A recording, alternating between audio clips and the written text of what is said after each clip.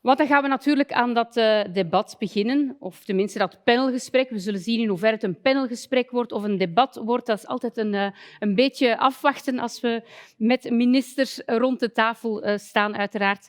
Et je vais vous interpeller, bien évidemment, sur le télétravail, comme on l'a vu auparavant, comme on l'a vu pendant cette crise du Covid. Maar j'aimerais aussi, en ik wil natuurlijk heel graag met jullie een beetje vooruit gaan kijken, hoe gaan we dat aanpakken als we het hebben over de toekomst. Misschien heel kort, maar dan ook heel kort, omdat we natuurlijk het over heel veel andere dingen willen gaan hebben. Hoe heeft u deze periode zelf ervaren? Mevrouw Krivits, hoe was het voor u om te telewerken met uw equipes? Ik vond het vreselijk aanvankelijk. Ik was er dus een keiharde tegenstander van. Laat me maar meteen helderheid scheppen. Ik heb ook op mijn kabinet lang gezegd dat zal niet gaan. We gaan er niet aan beginnen, we gaan dat niet doen. Maar plots moest het, want ik had zelf mee beslist dat het moest. En ik ben geleidelijk aan geëvolueerd. Nu naar... ik heb ongelooflijk de spontaniteit gemist. Maar ik heb, de laatste spreker zei het, zelf ook getelewerkt. En dat is heel belangrijk geweest voor de mensen op mijn kabinet ook. Als de baas het doet, dan doen we het allemaal. Maar toch, het zal straks aan bod komen, nooit meer terug naar dat volledige telewerk, als je het mij vraagt. Maar het een structurele plaats geven, zeker akkoord, omdat het voor sommige mensen echt heel, heel goed is. Maar het is een kwestie van vertrouwen. Maar ik heb afgezien als de beesten in het begin, maar toch langzaam maar zeker geleerd om het te doen. Monsieur Terman, quelque chose que vous reconnaissez, c'était difficile pour vous aussi ou c'était assez facile? Non, c'était difficile, d'autant que les circonstances ont fait que le gouvernement fédéral s'est installé le 1er octobre et que quelques jours après, le comité de concertation a décidé de rendre le télétravail obligatoire. Et donc, ça a rendu le début du cabinet encore plus difficile puisque je n'ai pas pu rencontrer tous mes collaborateurs de manière physique au début. Les entretiens d'embauche, en tout cas certains entretiens d'embauche ont été réalisés par Teams, par Zoom, et il a fallu mettre en place toute l'équipe sur cette base-là, dans ces conditions-là. Et bien entendu, comme nous étions à la manœuvre pour décider et imposer les règles, il fallait aussi qu'on les impose à nous-mêmes, et donc on a veillé à ce que le télétravail soit respecté par l'ensemble de l'équipe. Mais comme Hilde, je dois reconnaître que je n'étais pas forcément un habitué du télétravail, que je n'étais pas non plus un promoteur du télétravail. Mais voilà, mon point de vue a changé. Il y a des éléments positifs, il y a des éléments négatifs. Et comme on l'a entendu cet après-midi, je pense qu'il faut aborder la chose avec un cadre. Et moi, je salue le travail qui a été réalisé par les partenaires sociaux au sein du CNT pour fixer ce cadre provisoire dans le cadre de la crise coronavirus, mais qu'on doit aussi, bien entendu, comme cela a été dit par la grande majorité, ou voire par tous les orateurs cet après-midi, travailler avec souplesse, tenir compte des spécificités et le faire de manière la plus pragmatique possible. D'accord. Monsieur Clairfailly, ils ont déjà dit pas mal de choses, des choses à rajouter ou des choses qui n'ont pas été dites que vous Moi avez aussi, comme ressenties? Mme Krivits, j'étais un peu réticent au début parce qu'on aime bien voir ses collaborateurs, voir ce qu'ils font et vu sur l'urgence de la vie politique tout le temps où les choses sont... C'est toujours plus compliqué de les contacter à distance, d'organiser ces webinaires, etc. Ou pour les réunions intercabinets, ça nous semblait plus difficile de négocier ensemble. La négociation en webinaire, enfin, vous l'avez tous fait, hein, les Zooms, les Teams, tout le bazar. L'approche est différente et on a le sentiment, en tout cas je continue à avoir le sentiment que c'est plus difficile de trouver des compromis, de se mettre d'accord. Il manque une partie du non-verbal, il manque une partie de l'ambiance de la réunion qui permet de trouver des compromis, comme l'a rappelé M. Timmermans tout à l'heure. Donc c'est un peu embêtant, mais bon, il faut, nécessité fait loi, on s'organise, on fait comme ça. Et j'espère qu'on viendra à un moment où on pourra trouver un meilleur équilibre entre ce télétravail et le travail physique, la rencontre physique. Donc difficile, mais pas impossible, Madame Moréal, pour vous? Nous, on a été plongée, comme je suis aussi ministre de la Santé, ça a été une plongée dans la crise sanitaire en même temps que le télétravail, donc ça a été d'autant plus difficile. Chef de cabinet hospitalisé, enfin, c'était vraiment l'enfer. Mais très rapidement, même si au début on a navigué à l'aveugle, tout le monde a ramené ses ordinateurs, etc., on a dû s'adapter, faire preuve d'agilité, de créativité, comme l'ensemble des entreprises d'ailleurs. Et donc je crois qu'on a beaucoup d'enseignements à tirer et que si je devais, en conclusion, rapidement vous dire ce que j'en ai pensé, c'est que jamais, en arrivant comme ministre, je n'aurais envisagé qu'on puisse faire du télétravail dans un cabinet ministériel. 2 ans après ma prise de fonction, je pense qu'on a des enseignements à tirer. Je ne dirais sûrement pas tout au télétravail, mais peut-être quelques jours et quelques moments pour mes équipes. Je pense que tout le monde a peut-être à y gagner. Donc, je pense que je peux conclure que vous avez tous un tout petit peu changé d'avis quand même par rapport au premier jour que c'était obligatoire. Mais, Monsieur Dermagne, le télétravail obligatoire, comme on l'a vu, on ne va plus jamais le revoir ou il y a de nouveau des risques? Je pense que tout le monde ici caresse le souhait de ne plus jamais devoir se voir imposer ou devoir imposer en tant que décideur politique le télétravail obligatoire pour l'ensemble du monde du travail, comme on a dû le faire dans le cas de la crise Corona. Et pour revenir peut-être sur la troisième vague, comme ça a été évoqué tout à l'heure, mais la troisième vague de télétravail, je plaide vraiment pour que ça se fasse de manière volontaire. C'est vraiment important que ça puisse être porté, vécu par les travailleurs et par les employeurs sur une base volontaire pour que ça fonctionne. Et je pense que tout le monde l'a dit aujourd'hui. Ik heb het al een klein beetje Dus tussen geen de... meer verplicht telewerk. Ik heb het een beetje ook tussen de lijnen al gehoord, mevrouw Krivits. Ook voor u niet voor herhaling vatbaar, heb ik dat goed begrepen? Absoluut, dat was ook mijn eerste zin. Zeker niet voor herhaling vatbaar. Maar elke crisis brengt ook een enorme opportuniteit met zich. Ik vind het fantastisch hoe ook ik in mijn kleine kabinetsorganisatie beginnen denken ben over het kan ook anders. Je hoeft niet de recepten van het is al altijd zo geweest toe te passen. Dus ik ben wel, en we gaan er in Vlaanderen ook enorme inspanningen voor leveren, om dat telewerken een vaste plaats te geven en om daar ook met de nodige souplesse mee om te gaan. Maar er zijn voor mij 3 lessen die ik geleerd heb uit de crisis. De eerste les is de enorme digitale kloof. Mensen die niet met de computer kunnen werken, en dat is 10% in Vlaanderen, dat is enorm, dat zijn vogels voor de kat. Dus wij moeten een enorme digitale sprong nog gaan maken. 2, het leiding geven op zich. Denk niet, want dat is een heel groot probleem. Als je een aantal mensen hebt die telewerkt, moet je ook wel rond leiding geven anders gaan denken. Moet je bereid zijn om lessen te volgen, om cursussen te volgen, om te kijken hoe ga je dat doen. Dat is niet zo evident. En 3, het mentale welzijn. Dus ik doe nu individuele gesprekken met mijn kabinetsleden. Voor de ene was dat een fantastische periode, voor de andere was dat verschrikkelijk. En het is echt belangrijk om daar veel meer aandacht voor te hebben. Dus 3 zaken waarvan we meteen al makkelijker gaan kunnen oplossen dan het andere. Maar zelfs als er nog eens een grote crisis komt, zou ik graag hebben dat alle bedrijven klaar zijn om meer te telewerken, maar nooit meer die totale breuk van iedereen moet nu thuis. Ik hoop dat dat niet meer moet gebeuren, want dat is echt niet positief, vind ik, qua sfeer en qua evaluatie.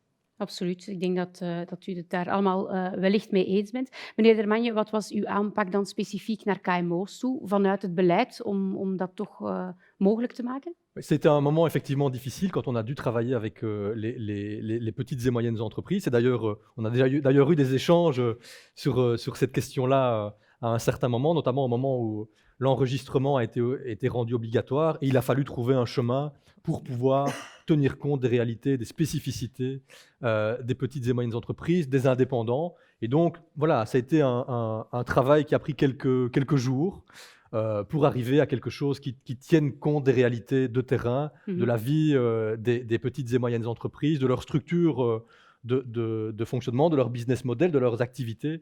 Mais je pense qu'on est arrivé en faisant remonter finalement les difficultés du terrain, en collaboration avec les partenaires sociaux et avec la FEB en particulier, à trouver un chemin pour mettre ça en place et pour faire en sorte que ça tienne compte, ça prenne en compte les réalités de terrain, les contraintes des petites et moyennes entreprises.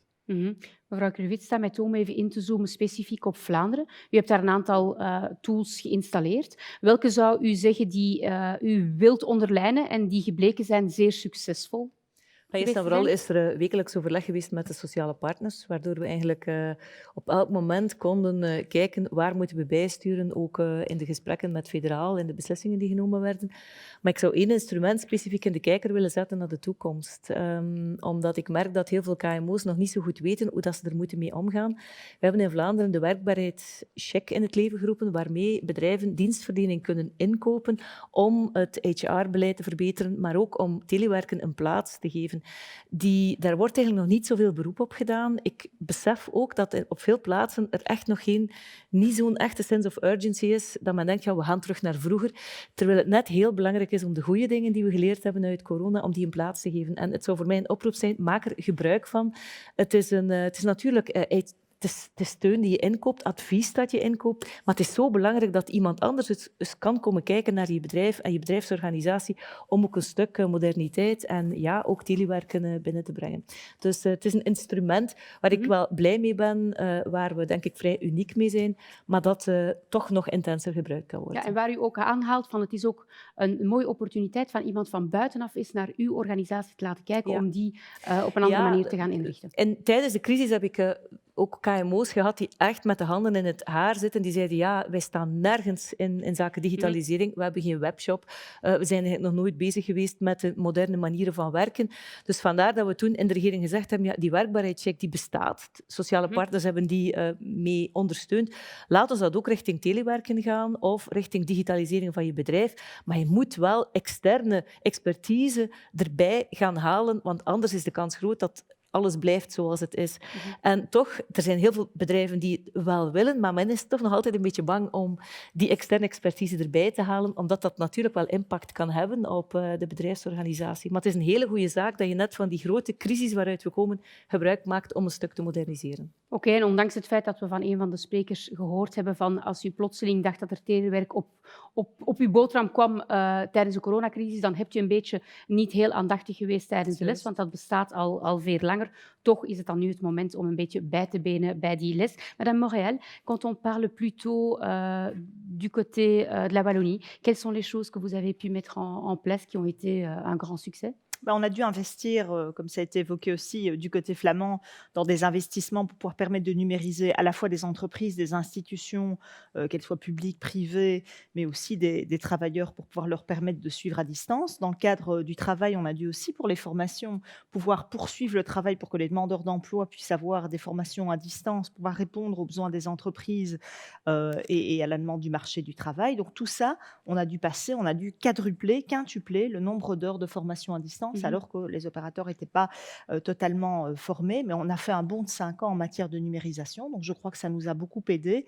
Et puis maintenant, on va attendre un peu les enseignements et les avantages du télétravail. J'ai confié une étude à l'Université de Liège, au LENTIC, avec déjà quelques premiers enseignements sur le télétravail, sur les avantages qui nous permettra de devoir légiférer, d'avancer sur un cadre légal et de pouvoir peut-être procéder à une étape après l'expérimentation qu'on vient de vivre. Mais d'être quand même assez flexible par rapport aux décisions qui sont prises, parce qu'on a entendu aujourd'hui aussi qu'on peut bien évidemment tirer certaines leçons de ce qu'on a vécu maintenant depuis 1 an et demi, mais on ne doit pas être non plus trop vite se précipiter sur des décisions et rester assez flexible. Tout à fait. Donc, par exemple, en région wallonne, on a discuté ensemble de la manière dont on envisageait le télétravail pour les fonctionnaires wallons. Et j'ai demandé spécifiquement qu'il y ait une évaluation qui soit faite après 1 an pour pouvoir mesurer, parce qu'on a expérimenté ça dans un cadre particulier de crise. Ici, on sait aussi, ça a été dit, que la santé mentale et que pour l'affiliation à l'entreprise, le besoin de se sentir dans l'entreprise et en faire partie, il faut aussi avoir des contacts sociaux et des lieux où les gens, les travailleurs se rassemblent. Et donc, il faut pouvoir poser le pour et le contre et ne pas aller trop vite, trop loin dans un cadre légal, effectivement. D'accord, très clair. Monsieur Clerfailly, parlons de la région bruxelloise, les petites et les grandes entreprises. Est-ce qu'il y a des choses que vous avez spécifiquement fait pour ces entreprises-là? Mais ce que je remarque d'abord, c'est que ce télétravail qui a été imposé, la situation de santé imposée à tous, qui a bouleversé la manière de travailler, la plupart des entreprises s'y sont quand même adaptées, elles ont fait preuve de flexibilité. Et on remarque aussi qu'aujourd'hui qu'on n'a pas énormément de dégâts économiques, on en a eu. Mais on a beaucoup moins de dégâts économiques que s'il n'y avait pas eu cette capacité d'adaptation, de réaction, d'inventivité, de trouver des solutions, de se rendre compte qu'on avait un petit retard informatique s'il le fallait. Le nombre d'appareils et de services qui ont été achetés pendant cette période a fait travailler aussi beaucoup d'entreprises dans le secteur et a justifié aussi une hausse de l'emploi dans tout ce secteur-là.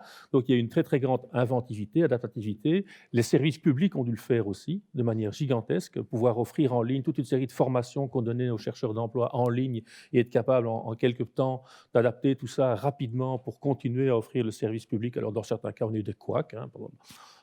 Dans certains cas, on a eu des couacs. Quand on a fermé le service d'Actiris en région bruxelloise, on a perdu des tonnes de chercheurs d'emploi dans les quartiers qui avaient perdu le contact physique pour aller dans les antennes locales. Donc, on apprend de ces choses-là. On doit donc adapter la manière de travail. on doit apprendre de toute cette période. Mais ce qui est magnifique, c'est cette capacité d'adaptation. Le télétravail existait déjà auparavant. On ne l'a pas inventé avec la crise. Il y avait déjà dans beaucoup de boîtes 1 jour, 1 jour et demi, 2 jours. Et certaines, dans l'IT ou autre, c'était déjà 5 jours ou 6 jours. Bon. Donc, on ne l'a pas inventé, seulement on l'a testé grandeur nature, de manière obligatoire, précipitée, un peu bousculée. On a montré que ce n'était pas catastrophique, qu'il y avait plein de problèmes. Comme Christy vient de le dire, beaucoup de boîtes ont fait un bond de 5 ans en informatisation. En tout cas, se sont rendues compte qu'elles devaient faire un bond de 5 ans. Elles ont encore des retards aujourd'hui.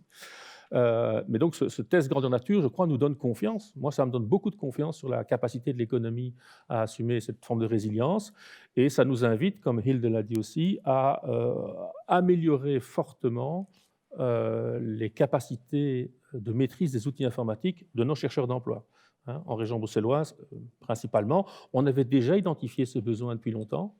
On va dégager des moyens importants dans le cadre du plan de relance européen pour essayer de répondre mieux à cela et de proposer aux entreprises des travailleurs qui sont mieux capables demain de profiter de ces outils de télétravail, tout en reconnaissant aussi que ça ne touche qu'une partie de la force de travail.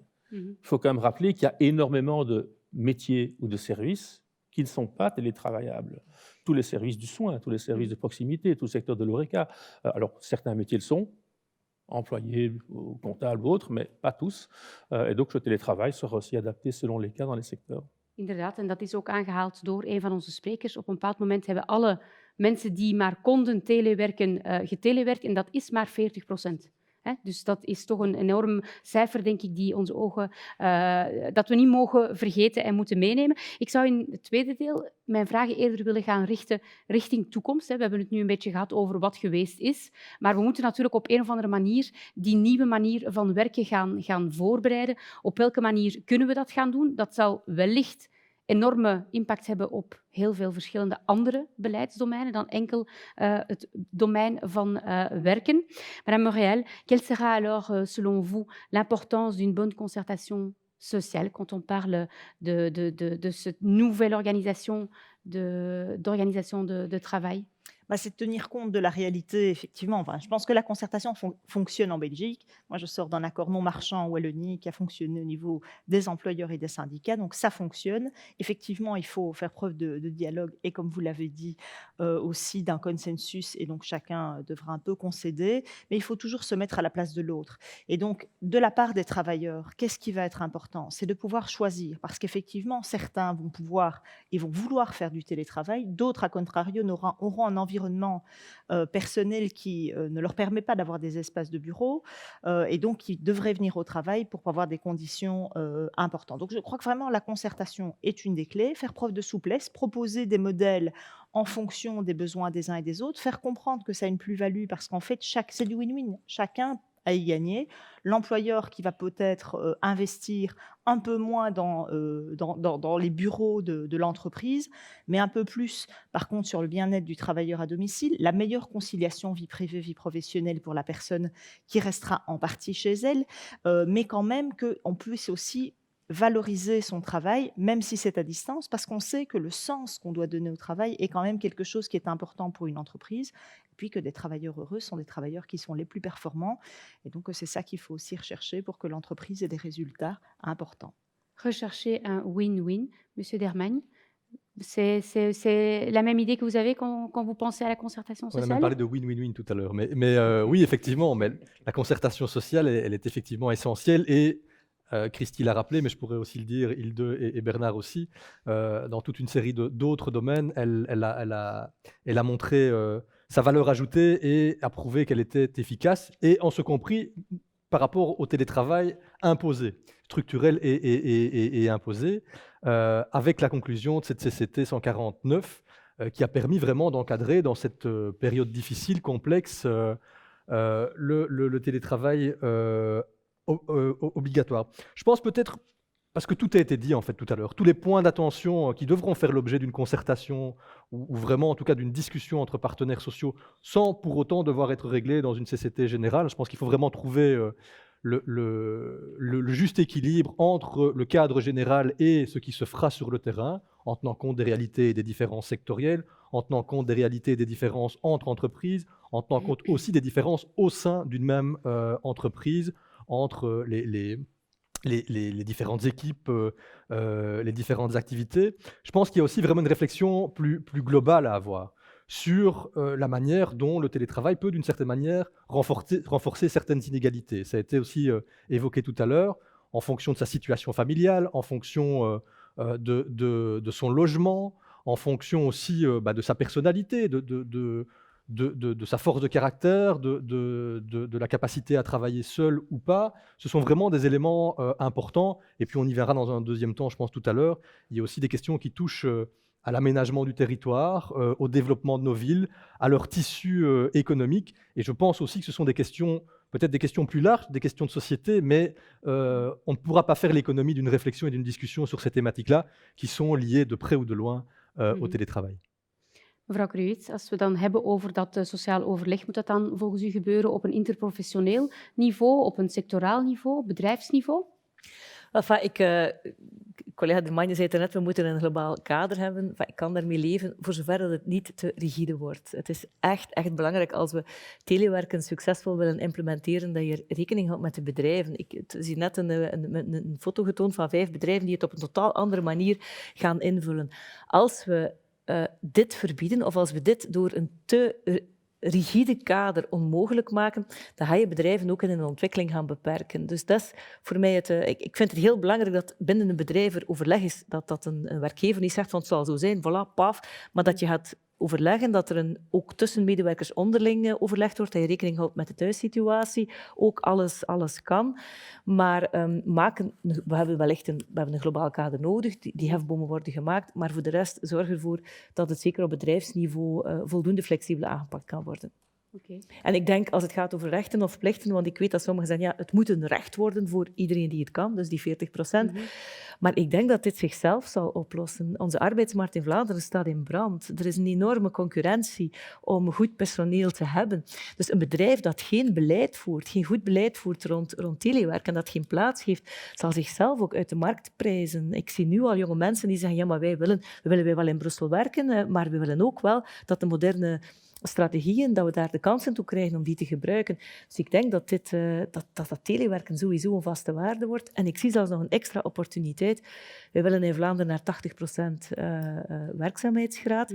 Ik denk dat we nieuwe groepen kunnen aanboren en dat de uitzendsector daar ook een heel belangrijke rol kan in spelen, om ook bij groepen die nu niet werken, maar voor wie die verplaatsing naar de werkplek een heel groot probleem is, om ze zo naar de arbeidsmarkt te lokken. Zeker mensen die digitaal geletterd zijn, kunnen eigenlijk vanuit een situatie waar ze wel mogelijkheden om te werken, maar die verplaatsing als moeilijk vinden, gaan misschien zo ook aan een job kunnen geraken en heel nuttige functies kunnen uitoefenen. En daarmee kunnen we dan de arbeidskrapte weer een beetje aanpakken. Dus vandaar, antwoord op de vraag, niet te rigide, veel souplesse mogelijk maken, want om het een blijver te maken. Anders ga je alleen maar oorlogen er rond creëren, denk ik. Oké, heel duidelijke mening. Meneer Clerfailly, als we kijken naar de impact die dit telewerk zal gaan hebben op andere beleidsdomeinen, ik denk aan e-commerce, leegstand, mobiliteit. Welke zaken ziet u daar dan als heel hoog op de agenda? Mais comme je disais, le télétravail existait avant, mais il va connaître certainement un bond en avant, puisqu'on l'a testé grandeur nature et qu'on a même appris que dans certaines entreprises, ça améliorait la productivité. Donc les entreprises elles-mêmes vont trouver l'intérêt de mieux télétravailler pour avoir des travailleurs de meilleure qualité, mieux, etc. Mais ça va avoir évidemment un impact de transformation sur la société. Comme Hilde vient de le dire, ça va élargir la zone de recherche de travailleurs pour ceux qui sont télétravaillables. Auparavant, la distance physique limitait. Maintenant, ça va l'augmenter. Les entreprises qui cherchent travailleurs pourront chercher des gens plus loin si on leur offre l'occasion de télétravailler. Mais pour ceux qui ne le peuvent pas, ça ne va pas le changer. Donc ça peut avoir un effet aussi d'accroissement de certaines inégalités. L'Union européenne nous a annoncé qu'ils allaient fortement réduire leur mètre carré de bureau à Bruxelles. Un certain nombre de grandes entreprises administratives, les banques, les assurances, vont faire la même chose. Donc sur Bruxelles, on va s'attendre à une réduction de la prise de mètre carré, moins de navetteurs ou de travailleurs à Bruxelles dans les quartiers de travail centraux. Donc ça va avoir un impact évidemment sur toute l'économie qui tourne autour de ça, toute l'économie de services qui tourne de ça, les snacks, le nettoyage des bureaux, enfin, ça va avoir un impact. Mais est-ce que l'impact sera nécessairement négatif? Ça va bouleverser cette économie. Mais ce qui sera négatif, sur le plan microéconomique, c'est un impact, mais macroéconomique, si les gens gagnent autant de revenus et dépensent autant d'argent, ils vont déplacer leur consommation sur d'autres choses, et on va consommer différemment. Peut-être que puisqu'on aura moins souvent les travailleurs au bureau, mais certains jours-là, on devra peut-être rendre l'accès au bureau plus chaleureux, plus attractif. Peut-être que l'entreprise en fera un peu plus. Certains disent on va mettre une salle de gym, on va peut-être faire un peu de réception, on fera peut-être un buffet. Ah ben ça déplacera peut-être les snacks qui ne vendront plus, mais l'entreprise de bon. Voilà, donc ça va modifier les choses, ça va les modifier, mais est-ce qu'on peut dire aujourd'hui que ce sera négatif? Je n'en sais rien. Peut-être que les villes peuvent craindre d'avoir moins de travailleurs, mais les villes, et Bruxelles en tout cas, seront, j'espère, je le crois, un peu plus agréables à vivre qu'elle était par le passé, et peut-être qu'elle attirera les gens, pas pour travailler, mais pour d'autres activités, se délasser, se rencontrer autrement, puisqu'on le fait moins au bureau. Donc voilà, je ne suis pas devin, je ne sais pas dire ce qui va arriver, ça va transformer le monde, transformer les villes, mais j'espère que ça pourra contribuer au développement de l'économie, même dans des formes différentes. D'accord. Et donc, j'ai l'impression que vous allez plutôt mettre vos lunettes de possibilités plutôt que des lunettes pour trouver tous les dangers. Je vois ça correctement? D'abord, si on est optimiste, c'est ça qu'il faut faire. Et une crise, c'est évidemment un moment de questionnement, c'est un moment de réorientation. Et je pense qu'on est tous ici avec la volonté d'augmenter la prospérité et le bien-être en Belgique. Et donc, cette crise nous permet d'améliorer la manière dont nous travaillons, dont nous créons de la richesse, dont nous partageons cette richesse et dans laquelle nous insérons tout le monde dans ce partage des richesses. Merci. Never let a good crisis go to waste. Voilà. Exactement. Exactement. Madame Montréal, il y a d'autres points que vous percevez dans d'autres domaines politiques qui seront quand même importants? J'étais assez sensible à ce que disait Pierre-Yves en lien avec l'aménagement du territoire, puisqu'on a des entreprises. Bernard le disait sur Bruxelles, par exemple, mais en Wallonie, c'est le cas aussi. Il y a parfois des pôles qui aujourd'hui sont des pôles avec des grandes entreprises qui demain ne seront peut-être plus présentes avec des travailleurs dans la même mesure. Et donc, ça va avoir un impact direct pour tout le tissu économique qui vit autour de ces entreprises. Et donc, pour tout ce secteur-là, ça va bouleverser en fait les centres. Et donc, il faut s'assurer qu'on puisse avoir une mixité et peut-être pas des pôles hyper centralisés avec business d'un côté, avec entreprises qui feraient peut-être de la logistique et de l'habitat quelque part. Je pense qu'on aurait tous à gagner à le faire. Sinon, on risque d'avoir des effets collatéraux qui peuvent être majeurs pour tout un secteur, que ce soit par exemple dans le secteur de l'ORECA, par exemple, pour parler d'un secteur qui a particulièrement souffert et qui concerne des dizaines de milliers de travailleurs. Tout à fait. Ik wil eens terugkomen op dat grote dilemma, wat eigenlijk al een klein beetje aangehaald is. Meneer Dermagne, het recht. Sommige mensen vinden wel dat het een recht moet zijn van iedereen, of tenminste dan van die 40%. Het recht om te mogen telewerken. Persoonlijk lijkt het mij misschien heel erg moeilijk om dat te gaan inrichten, dat recht. We hebben hier een aantal stemmen horen opgaan. Die gaan een beetje van ja, nee, misschien. Wat is uw mening hierover? Je pense que d'abord, il faut rappeler le pourcentage qui a été donné tout à l'heure. Hein. 40% de travailleurs qui ont dû, de manière obligatoire, télétravailler, mais ça veut dire 60% qui, eux, n'ont pas pu télétravailler parce que leur fonction ne le permet pas. Et donc, ce droit, il n'existe aujourd'hui pas pour tout le monde. Et donc, quand je parlais d'inégalité aussi tout à l'heure, et de la possibilité d'accroître certaines inégalités, c'est aussi ça. Je pense qu'on doit en tenir compte à la fois au niveau politique, au niveau de l'encadrement, mais aussi dans la gestion des entreprises, des équipes. Donc, moi, je disais tout à l'heure, ça doit être sur base volontaire et ça doit bien entendu s'inscrire dans une politique de gestion de ressources humaines et de fonctionnement d'une entreprise.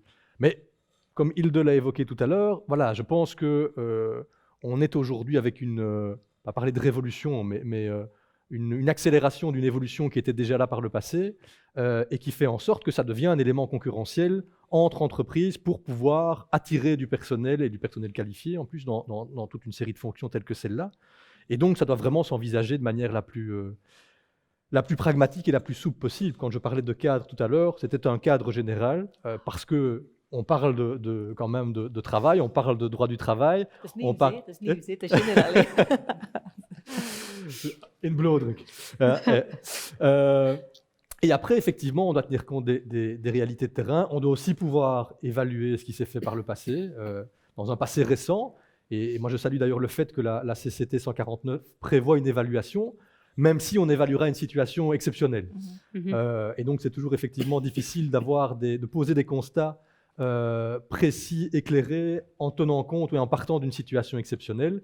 Mais il y a eu des invitations tout à l'heure à continuer les études dans 1 an, dans 2 ans. Et je pense effectivement qu'on doit monitorer cette évolution du marché du travail, de cette manière de travailler, mais en tenant compte de toute une série de paramètres qu'on a évoqués tout à l'heure.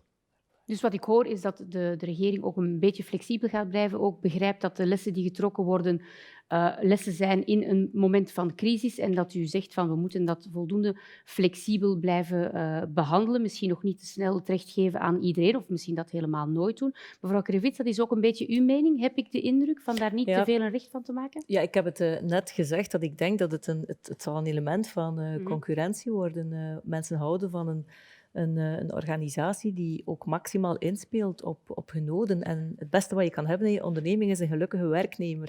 En als telewerken daar voor die persoon belangrijk is om beter te kunnen functioneren, ja, en je hebt nu alle tools, er is zoveel mogelijk. Ik heb ook veel bijgeleerd het voorbije jaar.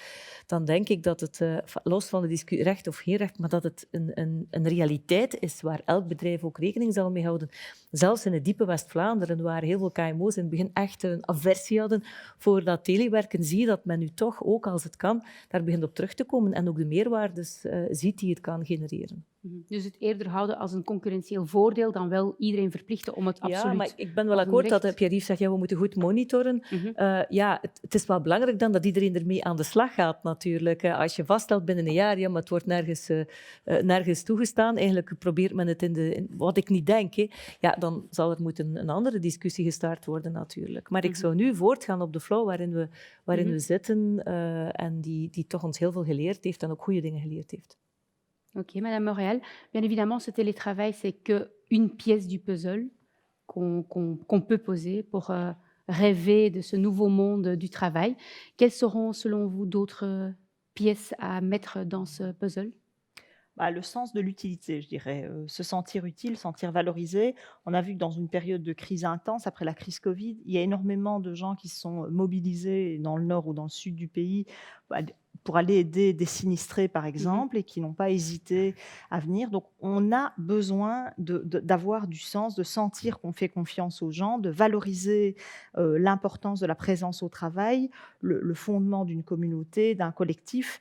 Et donc, je pense que, on parle de métiers en pénurie dans nos secteurs, par exemple dans le secteur de la construction. Eh bien, j'ai l'impression que les crises qu'on vient de connaître de manière successive vont peut-être aussi redonner du sens à certaines personnes, et les employeurs ont vraiment un gros intérêt à pouvoir valoriser ce type d'utilité publique, de valorisation de ceux qu'on a tendance à ne pas voir souvent, mais de montrer que grâce à eux, on reconstruit la Wallonie, pour parler de la région qui a été sinistrée par les inondations de juillet. Je pense que c'est une manière aussi de pouvoir leur remettre le pied à l'étrier dans un secteur où on a vraiment besoin d'eux pour concrètement reconstruire notre Wallonie et la maintenir économiquement pour relever les défis à venir. D'accord. Monsieur Derman, quelle est votre vision de l'avenir du travail, si on regarde vraiment très, très largement? J'ai pas de boule de cristal, mais on voit quand même des tendances lourdes en termes d'évolution. Comme Christy l'a évoqué, la question du sens, la question du bien-être au travail, cela a été évoqué tout à l'heure. Quand on parle de télétravail, et on l'a vu, le sentiment de solitude, d'isolement, pour certains télétravailleurs, le télétravail est une source de souffrance au travail. Donc on doit tenir compte de ces éléments-là et vraiment faire en sorte que du début à la fin de la carrière ou du début à la fin des carrières, puisque ça je pense que c'est un élément qui est quand même qui fait aujourd'hui consensus, on n'aura plus comme hier des carrières uniformes. Les gens auront des expériences professionnelles différentes, successives, et je pense que c'est une bonne chose. On devra tenir compte vraiment de ce bien-être au travail pour faire en sorte notamment que le taux d'emploi des personnes âgées soit plus élevé qu'il ne l'est aujourd'hui. On voit d'ailleurs que dans cette catégorie-là, les maladies psychosociales sont les plus importantes, et donc c'est vraiment lié à ce sentiment d'utilité, de bien-être au travail. Je pense qu'on doit y être toutes et tous attentifs. C'est un enjeu collectif, c'est pas simplement un plaidoyer politique, c'est bon pour l'ensemble de la société, c'est bon pour les entreprises, et c'est bon pour la collectivité, pour les travailleurs et les travailleuses, donc je pense qu'on doit y être attentif. D'accord. Et moi, je vais être attentif au timing. Donc, je vais tenir compte de vos agendas. Misschien nog een laatste, mevrouw Krivits. Wat denkt u? Wat is de visie van u op het werk in de breedste zin van het woord? Wel, de grote uitdaging waar we nu voor staan is de nood aan, ik heb het al gezegd vanavond, de nood aan digitalisering. Wij hebben in het kader van de relance willen wij 100.000 digitaal ongeletterde mensen de digitale basisvaardigheden bijbrengen. Dat is een enorme opdracht, dus dat is 1. 2, Pierre valt het net aan, alles rond de einde loopbaan. Ik vind dat we moeten stoppen met aan pensioendenken te doen, maar aan loopbaandenken moeten doen. En dat betekent dat mensen, ook als ze ouder zijn, gevaloriseerd worden, vraagt een mind-switch, maar dat je ook op bepaalde momenten in je loopbaan een competentiecheck hebt en dat je gestimuleerd wordt om je te scholen, bij te scholen, misschien eens naar een andere job te gaan. Iets waar we in Vlaanderen, en in België, blijkt uit de statistieken, nog niet zo goed in zijn. Mensen zijn zeer vast aan datgene wat ze doen. En als we daarin zouden slagen, want ik vind pensioendagen denken iets heel negatiefs zo, van ik ga werken voor mijn pensioen, terwijl ja, werken is ook jezelf ontplooien. Dus laat ons daar een loopbaanperspectief, een loopbaandenken op kleven, met goede eikpunten, recht op een competentiecheck, veel meer gemotiveerdheid, ook vanuit de bedrijfswereld, om mensen aan te zetten om te studeren, een carrièreperspectief te geven. En dan denk ik, kunnen we die arbeidsmarkt breder maken met meer gelukkige mensen. Het klinkt romantisch, maar het is mijn overtuiging dat het echt noodzakelijk is om een beetje met een andere bril ook soms naar die arbeidsmarkt te kijken. Het klinkt romantisch en het is ook altijd mijn romantisch idee als ik een panel mag leiden met ministers, dat inderdaad een panel wordt in plaats van een heel groot debat. We zijn begonnen met een eerste steenlegging door Rudy helemaal in het begin. En jullie zijn niet met die stenen naar elkaar beginnen gooien. Integendeel, ik heb de indruk dat er daar samen nagedacht wordt. Ik wil jullie alvast heel hard bedanken. Merci à tous les quatre d'avoir été au rendez-vous et merci pour toutes les choses que vous avez partagées avec nous. Je vous souhaite une très très belle soirée avec beaucoup de travail peut-être, télétravail peut-être aussi, mais à bientôt. Merci. Aujourd'hui, on commence à déplacer.